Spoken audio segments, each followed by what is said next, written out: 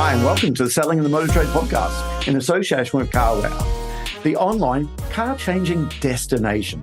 Together, we share tips and ideas on how to sell more cars, improve your service department, and generally put more profit into your department, dealership, or dealer group.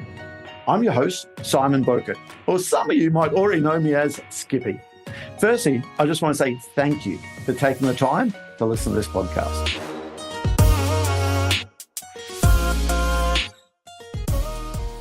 Hi, welcome back to another episode of Selling in the Motor Trade. Hey, this is a part 2 with Stephen J. Whitton from Menable. And the tool that we brought in early doors was a rev counter. A rev counter. Yeah. Okay. So imagine, I mean, if, you know, in the old days when we drove cars that had rev counters, diesel, petrol cars, you've got this dial on the right-hand side of your dashboard, and it measures how well the engine's performing based on the revs that you're giving it and how much gas you're applying, right?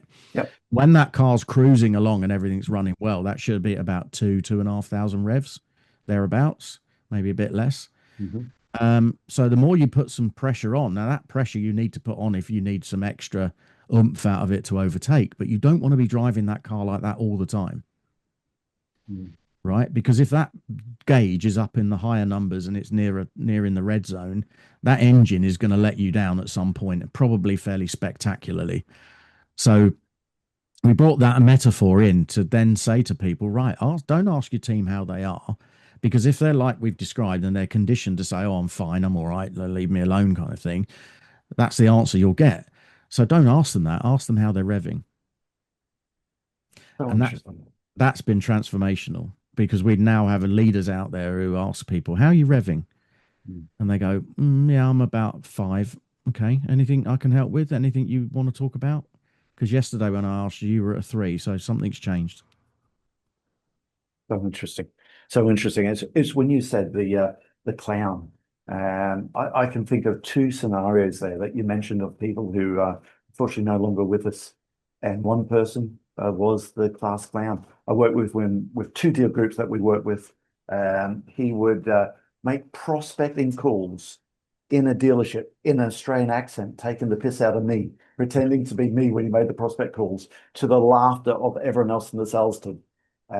He was the class clown, and he unfortunately took his life. And again, someone else I know, and we all know people in this scenario. They worked first in, last out. You said this person didn't take days off, didn't take holidays.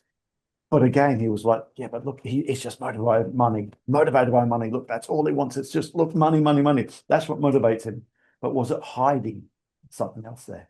I love the rev counter there. He was revving flat out the whole time. Yeah. Well, and my point to leaders in car dealers, particularly now, is, what would you say to a member of staff who sat in one of your demos and rev that engine at 9 or 10 constantly?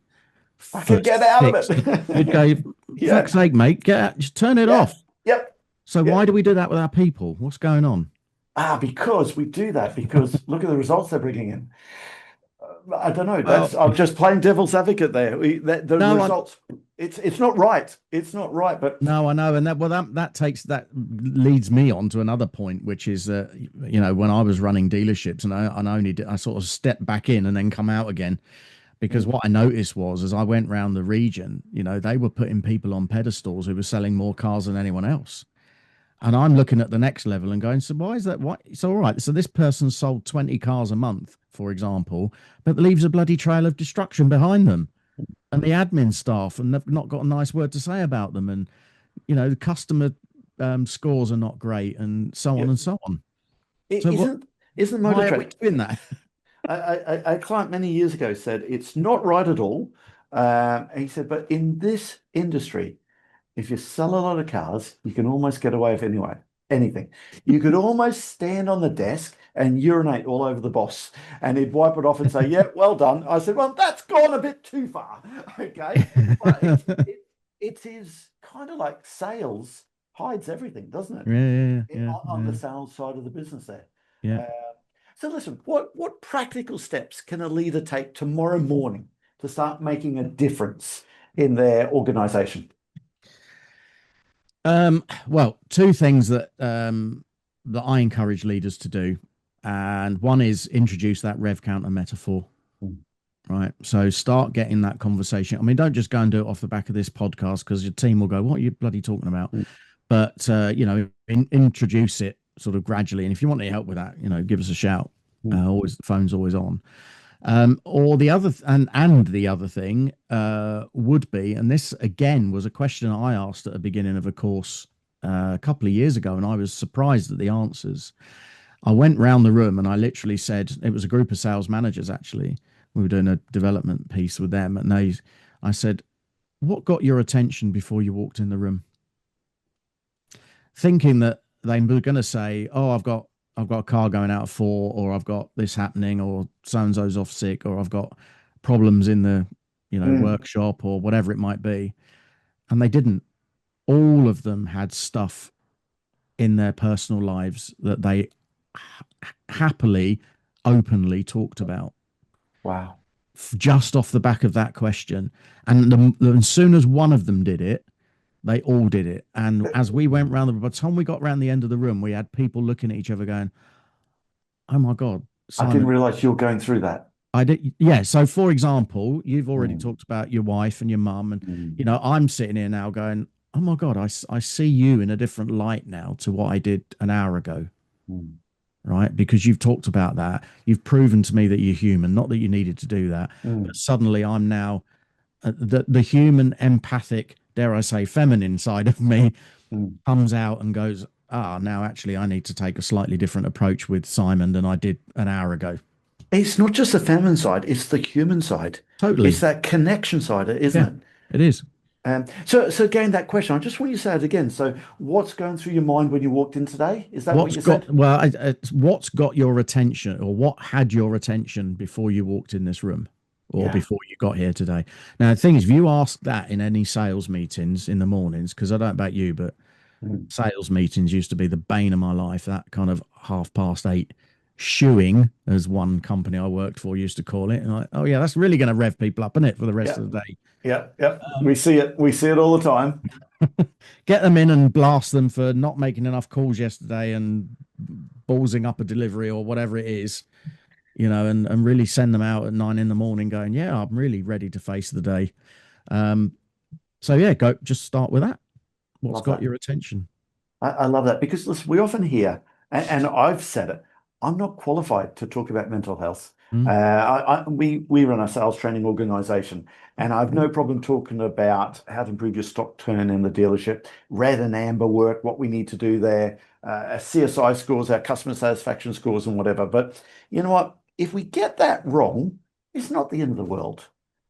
I'm not qualified to talk about mental health because if we get that wrong, I'm worried. I, So I, this is an area I would challenge, because I had this thrown at me when I first started. And if you're watching the video, you can see that behind me the wall is empty, apart from my very nice neon sign. But Mm. there are no certificates on that wall that say I'm a counselor, a therapist, Mm. a psychotherapist. I'm an armchair psychologist, Mm. but there's nothing saying that I'm qualified. And my answer to that is, you are qualified because you're a human being. Mm. You have the essential ability to listen and match that to understanding and to empathy. And that's the human side of it. Every single person on the planet is qualified to do that. What you might not be qualified to do is to tell someone what they should do and Mm. how they should fix it and what solutions they can put in place. But you, like me, do a bit of coaching, training, Mm. mentoring, whatever. Then we're kind of doing that anyway. We're Um, qualified to listen, aren't we? totally. So my pushback on that to anyone who Mm. says that is, you are qualified. Don't veer away because, oh, I'm not qualified. Oh shit, I don't want to talk about that. Mm. Well, Well, it scares some people, I imagine. mm, I'm one of them. mm, Just scared of you get things wrong. yeah. You get things wrong, and that's where I do. Do I hide behind it? No. But I suppose listen and point people in the right direction. Yeah. That's what I suppose we need to do. Um, Well, interestingly, there's a whole movement across the entire. I mean, they must be global now, but as well as across the country, for around mental health first aiders. Mm, and lots of organizations have done that. And in fairness, lots of people have stepped forward and said, I want to do this mm, because I want to give back. You know, I've got family members who have issues and I want to mm. support my employer and so on. Fabulous, fabulous initiative. I went on the course myself and I come away with it going, not sure I'm any the wiser. Um, and I had somebody said to me, "Oh, you know, we've got a whole team of mental health first aiders. What do you think are our challenges?" And I said, in the nicest possible way, I have put money on 19-year-old Jessica off reception has become your mental health first aider. Doesn't automatically mean that 55-year-old Barry in the parts department is going to go and talk to her when he needs help. And this particular HR director said, "Have you got cameras up in our business? That's exactly what happens." And I went, "I know, because I've been there." Yeah. And it's that's the issue. So we need to find a way of bridging that gap. Mm. So can you share a story of a dealership or a dealer group that's embraced the Menable ethos and the impact it's had? Yeah, 100%. So that same group that I was just talking about, we went on to do a piece of work with them, and we'll do some more in the future. I'm sure. I'm sure. But they embraced, you know, the rev counter as a metaphor. So that started in the conversations. In fact, I was in the hotel that we did the work in last week, and someone from the group was there, and he came up to me and said, "Oh, you know, we only met online, but that was such a pivotal, you know, change moment for us," which was nice to hear. And so now they're having much more courageous conversations, which was a key part of it as well. Mm. The other thing they've done is they've reinvented the mental health first aider and now calling them mental wealth champions. Right. So that's the other thing we haven't touched on is that I changed the narrative from mental health to mental wealth. I like that. You did mention Amazing. that before, and Yeah, because I was noticing that when you ask people about mental health, all the negative stuff comes up. When you talk about mental wealth, the connotation with linking it to wealth is in order to get that, I've got to feed it, I've got to nurture it, I've got to support it, I've got to so care for true, it. Do you see what I mean? So, so true. so in order to transform that business I was talking about, they've now gone right. If you're a mental health first aider, would you like to now be a mental wealth champion, which is actually more of an ambassador, an advocate, a flag waver, call it whatever you want. Um, and that's changed the narrative, changed the mindset. It's great. Love that. Absolutely love that. Mental wealth. It makes so much sense there. And it ties Mm. into what I said right at the beginning, playing devil's advocate. Okay. Is that, hold on, what about the bottom line? Bottom Mm. line, just Mm. give me the bottom line. Now, of course, mental wealth will affect an organization's Mm. bottom line. Okay. It's so obvious, isn't it? If you've got It people does. coming to work, wanting to be there, Yeah, it's the same as you got someone come to work that's got that broken leg. They're not going to perform as well for absolutely. you. It Yeah. is, I love that mental wealth.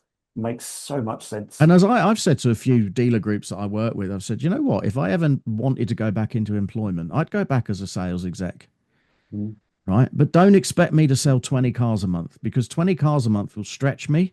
It will mean I won't be able to give the best performance and I won't be able to give the best service.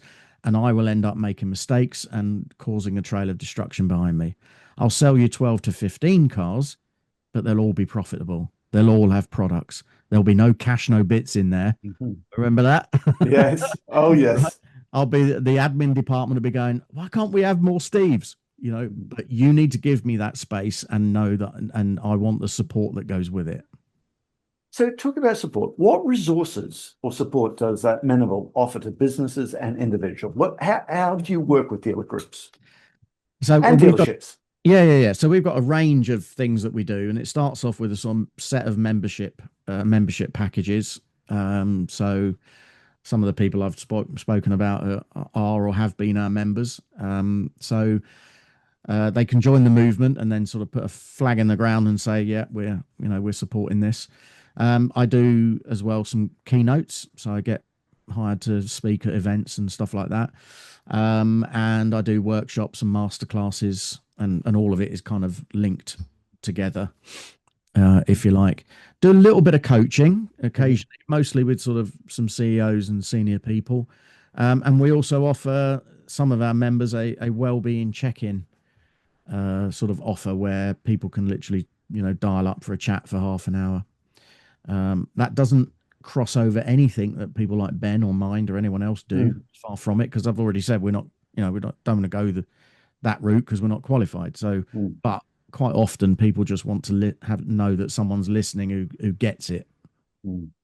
Yeah, So a bit of a range of stuff in there. yeah.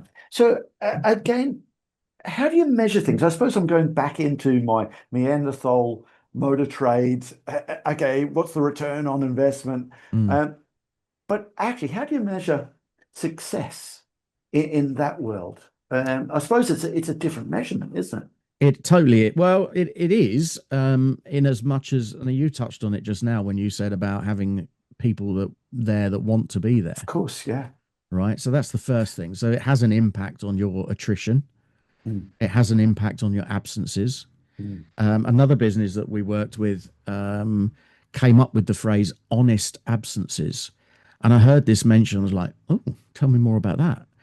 And they said, well, we're now starting to see that we're getting people not ringing up and saying, I've got a bad back, or I've got the mm. flu, or I've got a tummy bug, or whatever. They're actually ringing up and they're being honest and saying, I'm stressed off the clock. I've had a bad weekend. 90% of it is home related, not work related. I really do not have the resilience to come into work today. Interesting. And that's I'm seeing that start to happen. So that's a measure as well. And obviously the big one obviously is the absences and the attrition Mm. levels.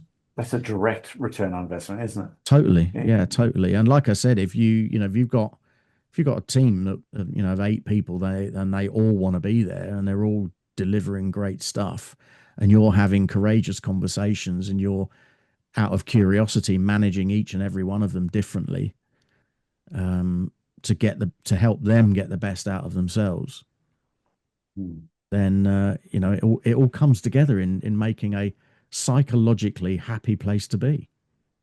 Yeah, I love that. So I listen, if sound like I know someone what I'm talking about sometimes, don't I? you do actually, Surprise myself. you do.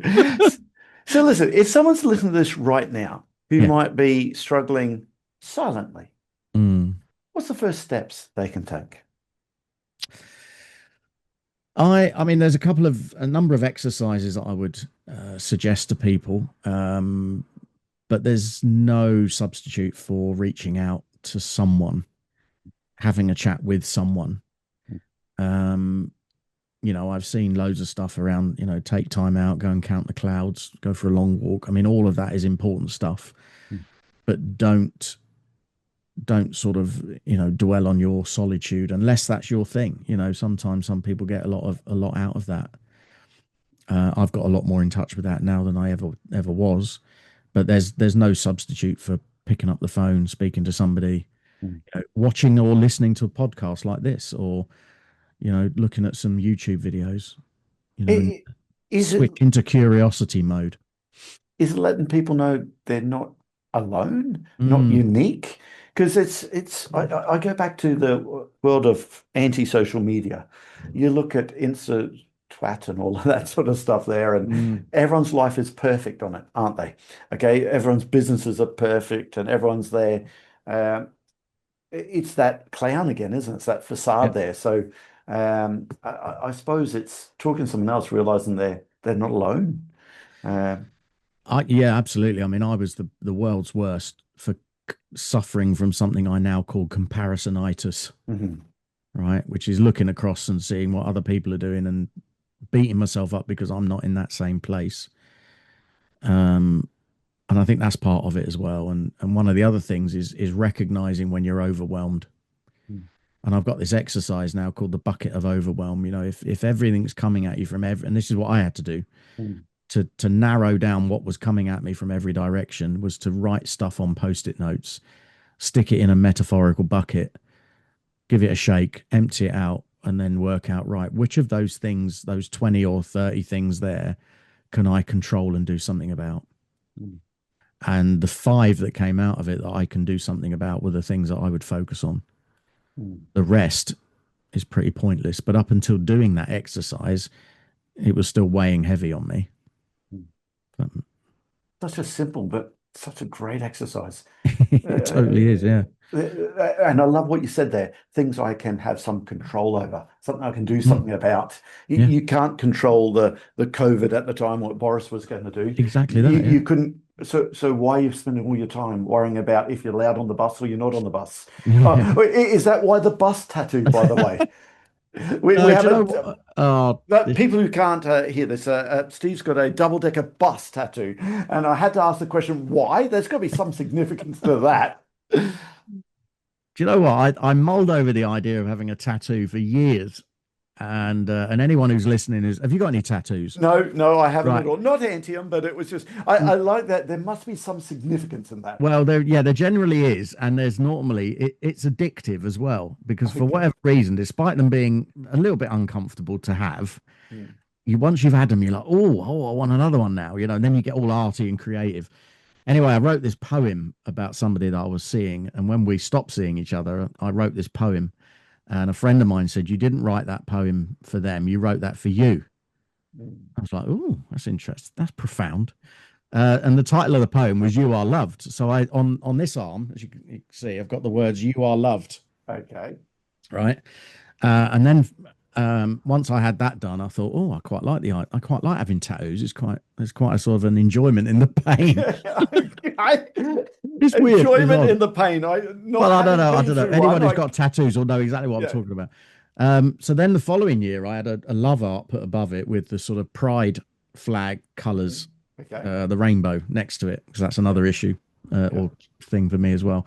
And then I just, on a whim, I just said to my tattoo guy, I said, you know what? So I've always had this thing, childhood thing about double decker buses, London buses, like the old red ones, And and I said, I've got this picture in my mind, and I'd printed it off, and I said, what about that? Do you reckon you could do? And he, because we talked about this before, he printed off the exact same picture, and I went, that's fate.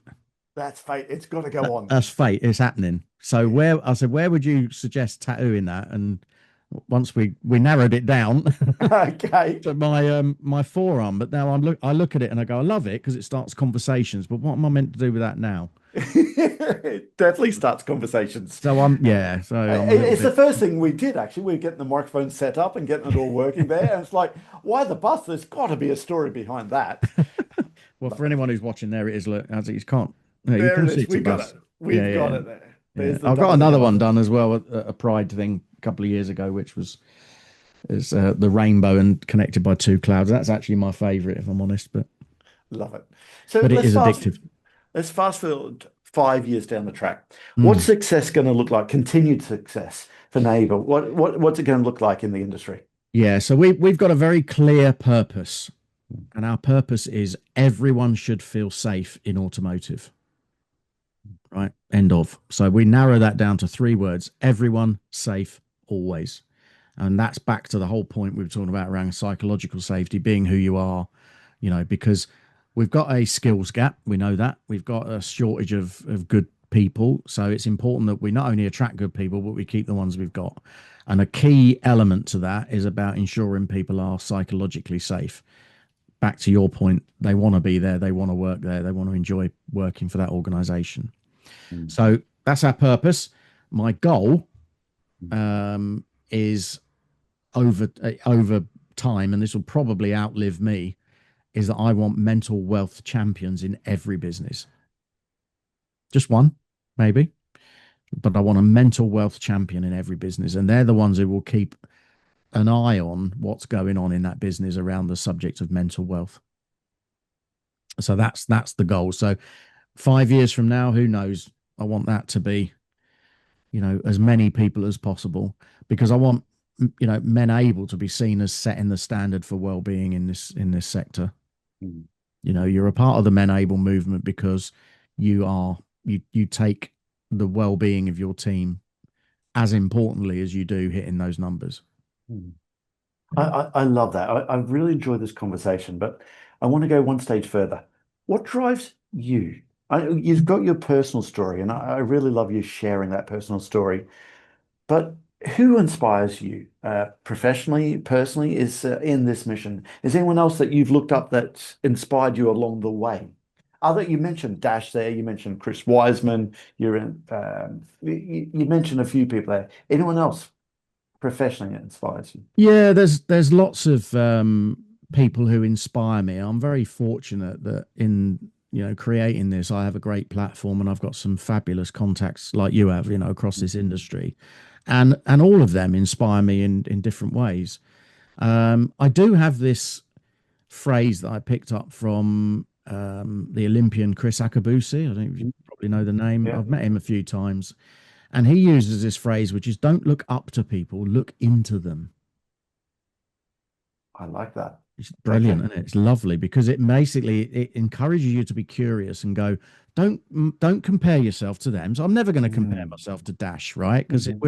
we're at different Yep. levels in life, right? So I'm never going to be that, but it doesn't stop me looking into him and Mm. going, what is it that he does that makes him the person that he is? Mm. And which of those key bits do I like and what do I want to apply in my life? Mm. Do you know what I mean? Yeah. So that's how I take inspiration. But also, I do other stuff which gives me joy as well because I picked up a phrase a year or so ago. Have you noticed it's all about picking stuff up, right? I never, because I always say when you copy one book, it's plagiarism. If you copy many books, you're a trainer. As a trainer, I definitely You know exactly what I mean. that's it. We And call it R&D. We call it rob that's and the one. duplicate, Yeah, yeah, not yeah. research and development. So the what? So the phrase that I use is that I don't get stressed when I'm doing too much. I get stressed when I'm not doing enough of what gives me joy. I'll Right? take that one away. Yeah, definitely. I'll definitely take that one away. Yeah, It's so true. I mean, yeah. I love the job of training, being in front of people. It just motivates me. I bloody hate getting there when it's 11:30 on a Friday night and I'm stuck in an airport somewhere trying to get home. You're on the Uh, M6. oh yes, I wish Oh, everyone could just come to my living room. yeah, yeah, Okay, yeah, let's do yeah, it yeah. there. But that is so true. You need to say that again for me. So it's my version of that is I don't get stressed when I'm doing too much. I get stressed when I'm not doing enough of what gives me joy. That's your next tattoo, right there. Hey, That there's the needs to be thought under the bus. that needs to be your next tattoo right there. That's it. Listen, finally, okay, if there's one message, okay, other than that, I think we almost should leave on that message, but is there anything else you would like to leave people with? And then I want to make sure that everyone knows how to reach out to you and how to get hold of you. So any final message before we go through all your contact details?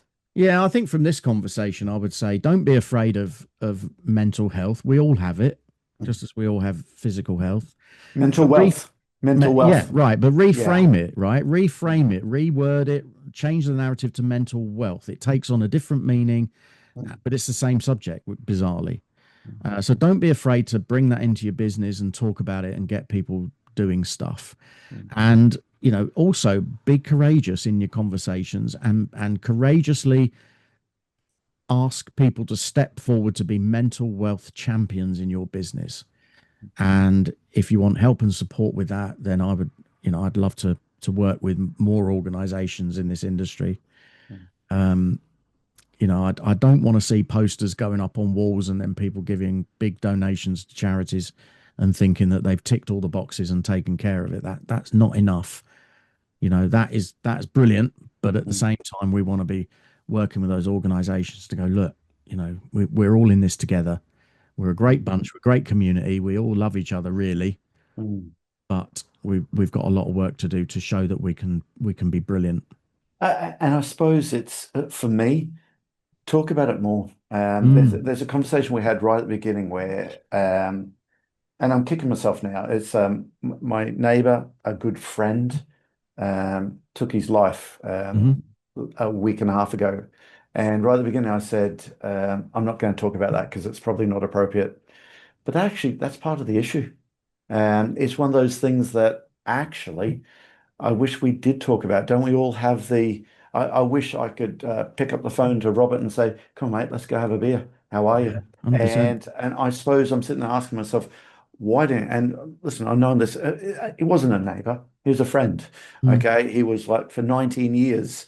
Okay, I've known this man, mm, and he was when I was away working. He was just great neighbors. Him and Carol, great neighbors, and it's like. I suppose we kick ourselves like, why couldn't you have picked up the phone? And then you almost blame yourself, don't you, sometimes? Like, okay, did I like he'd retired now. Okay. And it's one of those things that had everything, had everything his life he could have. His son's getting married at the end of this month. Oh no, I hate And that. it's just horrible, horrible stuff. But again, that mental health stuff there, Mm, it's good to talk. Why couldn't we have talked more early? Why couldn't I have I picked up on those signs, I yeah, suppose? I would guarantee there'll be somebody reading a eulogy at his funeral Mm, who will make a comment along the lines of, "I'd rather have you rung me and cried on my shoulder than be standing here doing this talk." mm. So true. 100%, So true. 100%. But why is it right at the beginning? I thought, okay, let's not talk about that. I'm part of the. I said that right at the beginning. We had that conversation before we hit record, Mm. and it's one of those things that I thought, okay, let's not talk about that. Man up, grow a pair, as we said. That's the industry we're in, really. Yeah, well, Uh, this is where the shift towards mental wealth comes in, because you mm, think, well, like you said, this guy had, everything other people would aspire to, oh, and some, absolutely. maybe that, his house, cars, business, money, whatever. All of it, Yeah, all of it. Yeah. but where was the mental wealth? Mm. And the mental wealth is in that ability to. In fact, there's a guy called Jordan Peterson. I don't know what. Do Mm. you know Jordan Peterson? I see the podcast, some of his podcasts, and is that the right Yeah, person I'm talking about? I he's a think so. Canadian sort of business, I don't Yes. want to say guru, but like commentator. And there's a famous little clip of him being asked, does anyone ever ask how you are, Jordan, and how are you? And he looks at the camera and he smirks with a tear in his eye and he goes, "I'm brilliant and terrible at the same time." Mm. And when I hear that, I'm just like, oh my God, that's just sums it up. We carry on through life just being great and doing what we do, but actually what's really going on for someone. And if it ain't great, pick up the phone, speak to somebody. You know what? The rev counter, Mm, Robert, my friend, he wasn't revving off the clock. mm, It was almost stalling because it wasn't mm, getting enough fuel or whatever. But the rev mm, counter analogy, it fits both sides of it. Where are you on the totally. rev counter? Yeah, It really does. yeah. Stephen, how do people reach out to you? Okay, I know it's menable.org, I believe. Yeah, Is so that right? menable.org, or you can find me on LinkedIn. Don't know if you've noticed, but I'm all over that. Yeah, just once or twice. I see you there. I expect to see more likes from you now, Simon, in future. Will do. I have been chastised. I have there. Not at Uh, all, not at all. So I'm on LinkedIn, Stephen J. Whitton on LinkedIn. Little tip with the J, by the way, I put that in by accident a few years ago. And what it does now is that anyone sends you an automated message, it says, "Dear Stephen J." And you just know that anyone who's writing that personally would never do that, would they? They'd just put "Dear no, Stephen." So the yeah. J is also, it works for identifying. It's unfortunate that a certain president also has a J in the middle of his name, and I don't want to be aligned with that, but that's just coincidence. But Just yeah, Stephen coincidence. J. Whitton on LinkedIn or menable.org. Yeah. Perfect. Thank you very much for that. I really appreciate your time. Thank you. It's been great. Enjoyed it. Thank you. That just leaves me to say that all details of this episode and other episodes on the selling in the motor trade can be found on our website, simcotraining.co.uk. Go there to get a copy of our book, Words That Sell Cars. Go there to sign up to a free trial of our Sales Fitness online sales training program. Easiest way to get hold of me is Simon Bowkett through LinkedIn. Thank you.